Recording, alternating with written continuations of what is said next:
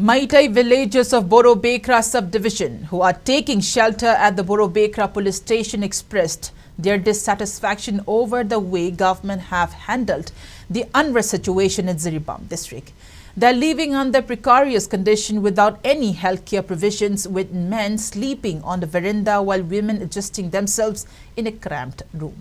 Expressing his frustration over the inaction of government, a villager named Biramohan said various Maitai villages in Borobekra subdivision, including Lamtai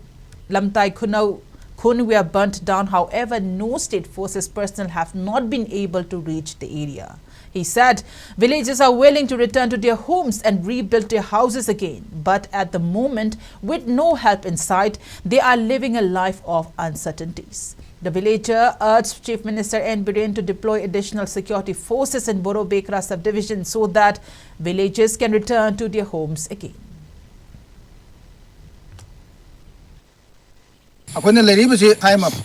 Anasik yore ngasi phawai manung sida sarkar gi makai degi laga jingjin bibagi poche haribu mamita taba ahin kaya ahal manjina kap tok taba problem leiber area sigi oina paliba lengak sina kari maram gino akhoi bu tokhai ba mom da ubugum na akhoi da phawli bhasi masi kari maram leibano jiribam da commando lakhre adu lakhre na khoina yamle state force lakhre akhoi bu kanbiba lani habagi harau jaruba asa mayam ma ngasi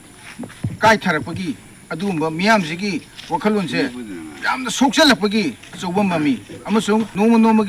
ising masingi problem kya sina nasalakpusu tokpa natri paleba langa sina khoibu soina kalagi gani akoi ki sa kharbajum soida na sembi gani akoi ki mafam duda hanagun mahuksa gumna phajana loin order phala matungda akoi je lehlagani habagi asa duda masi tha khai phar bhawda akoina ngairaga lai maram sina athuba matam sida akoina lengakna yam thula akoi ki sa khaba mang ta khaba akoi ki property ma mang gi bokho ki pu sigi su akoi tobum thukpa tawiro singam nangam dane leliba inangan da phi matama jawdane hipiba kaya amasung nari ba jili ba mayam sigi simasi gi daita sibu kanana logo dori bano kanbiro law manipur lengakna akoi bu amtang di sep tawbiu